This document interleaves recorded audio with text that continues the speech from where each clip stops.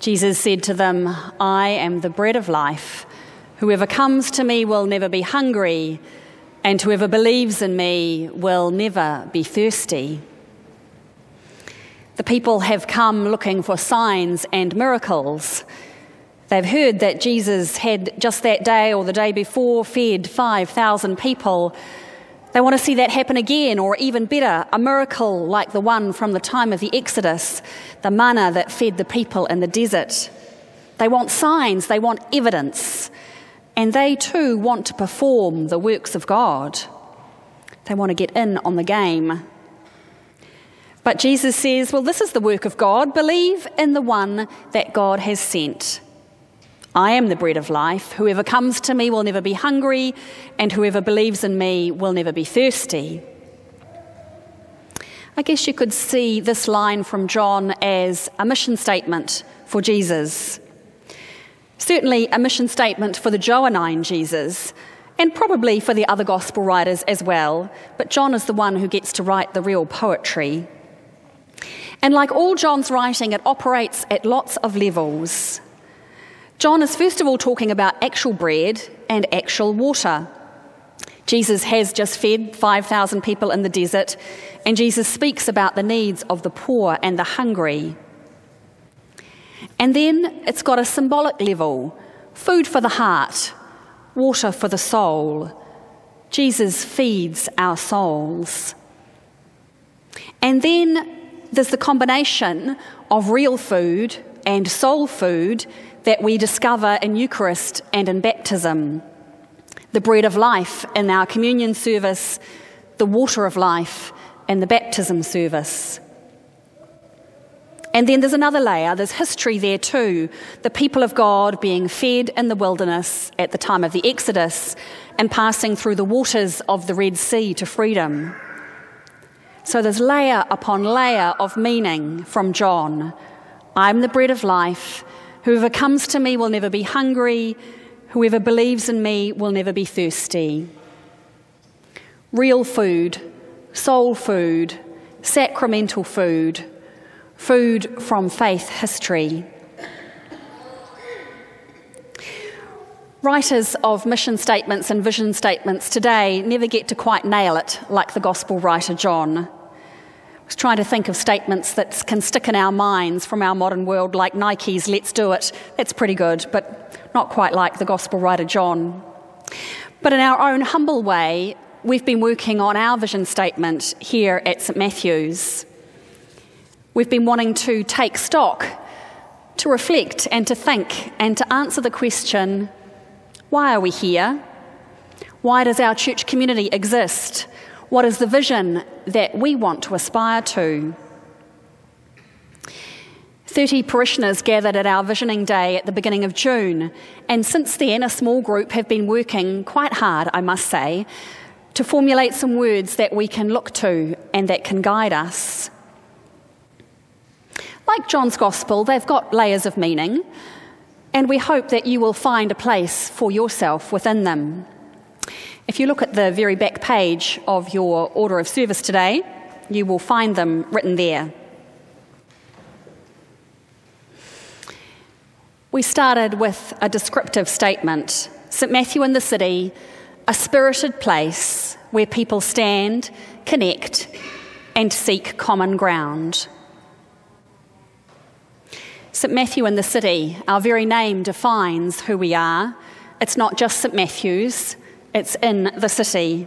Our location, our connections with our city in all its vibrancy and all its challenges. With a name like that, we can never be tempted to be cut off or in our own little religious hideaway. We're always in the city. And then we want to lay claim to being a spirited place. This place is key to who we are: the stone pillars, the windows, the light, the organ when it's working. Many churches might say that we're the people first and the building doesn't matter, the building's immaterial. But for us here, the building does matter. The church building is a key character in our story. And it's a spirited place. Spiritual, spirit-filled, energetic, fiery, moving, not static. The stone pillars might stand still, but as a place, we are spirited and moving, like the breath or the wind or the Spirit of God that moved over the waters of creation at the beginning of time. Like that, we allow the Spirit, capital S, to move in this place and in our lives. So we lay claim to it being a spirited place. And it's a place where people stand, because of course we are also about people. A place where people gather and stand, a tūranga waiwai. People stand here to worship God, stand next to each other, rich and poor, housed and homeless, tourists and locals. And we stand together on issues of concern. At times we've marched together on the Hikoi of Hope, against the Springbok Tour, for peace, for justice. We take stands. We stand together. And it's a place where we connect, where we build relationships, where we look out for one another. The regulars get to connect and get to know each other, and then we connect with visitors, with other groups, with other churches, with communities, with businesses. And we're also a place where people can come and find connections. And we connect now internationally on the web. We've got many followers across Aotearoa and across the world who are interested in what we have to say and how we choose to worship. And finally, we're a place where we seek common ground. Ground is about the actual ground, our land, our space outside, our land which we hold in common together, a bit like the Old English idea of the commons. And common ground is also about coming together to find a safe place for dialogue and debate, for learning and for growth. Common ground is about finding things in common with people of other faiths and cultures. Common ground is not about thinking the same thing. Common ground is about gathering and finding space to meet and work together. St Matthew in the City, a spirited place where people stand, connect, and seek common ground. And then underneath that, we've got some sentences which flesh out who we are and how we operate together. You could call them values or descriptions of who we aspire to be. We know that we don't live up to them all the time, but we do aspire to them and hope that we might live up to them most of the time. We've kind of grouped them with titles. So theology, encouraging critical thinking and progressive theological exploration. You don't check your brain at the door when you come here. We like to think and to challenge and to learn. We don't feel at all constrained by the inherited doctrines and the traditions of our church. We love nothing better than to be challenging them. Spirituality, worshipping in an Anglican tradition with creative liturgy and inspiring music. We're an Anglican church, and so we worship in that tradition, using the best that we can find in creative writing and music, reworking our liturgy for our context, which is indeed a very Anglican thing. We've got no problem with chanting an ancient chant alongside a brand new composition. We find what speaks to our souls. Hospitality, welcoming all people, no exceptions, to the table. Some people said, well, we don't need to say the no exceptions. We welcome all people, that's all people. But we wanted to be really clear about the no exceptions part, because there are some churches that do exclude some people.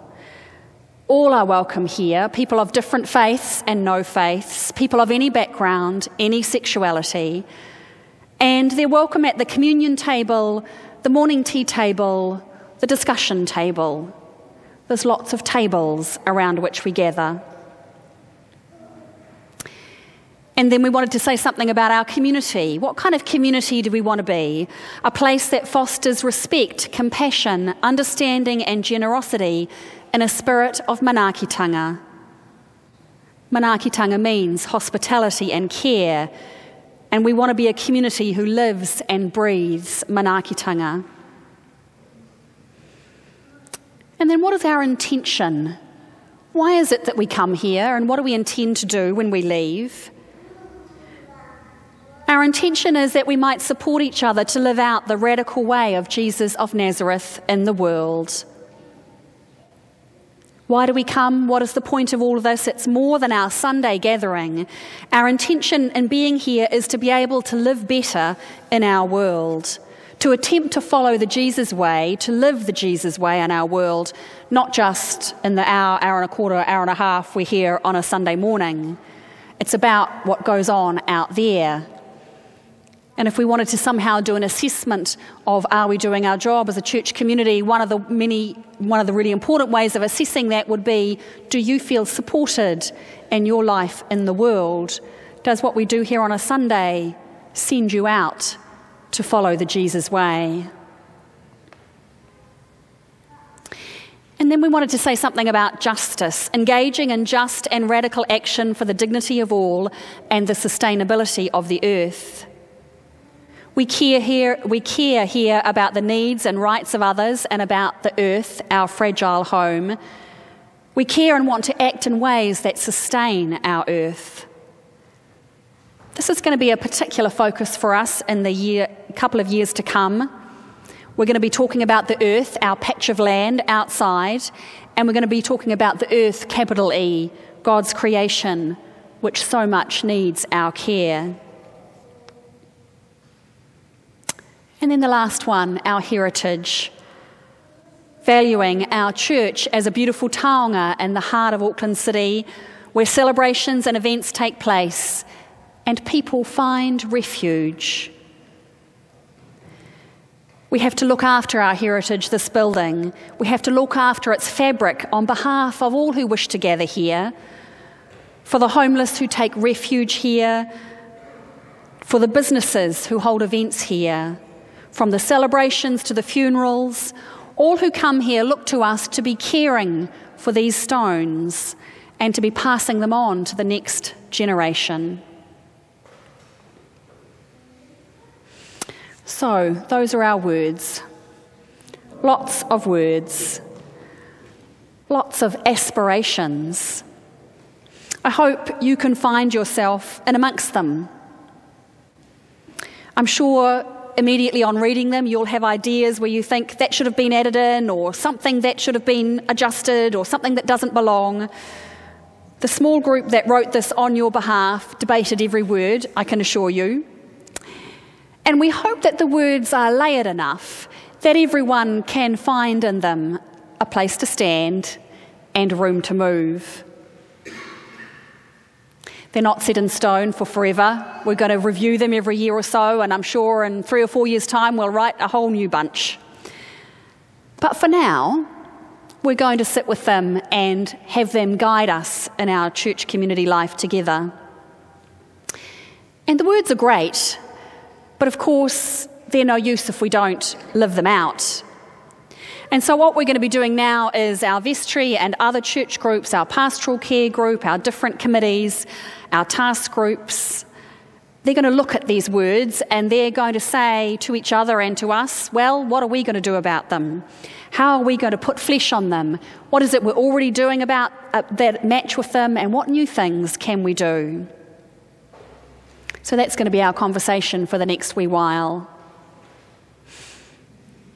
I certainly feel very privileged to be working on this and to be feeling like I stand with the clergy who have gone before me and who have passed this heritage on, because these are all things that we haven't invented in the last couple of months. These are all things that come from our heritage and our past. And you will stand with the hundreds and thousands of parishioners who have passed the heritage on to you. and you in turn will pass it on to a new generation. St Matthew in the City, a spirited place where people stand, connect, and seek common ground.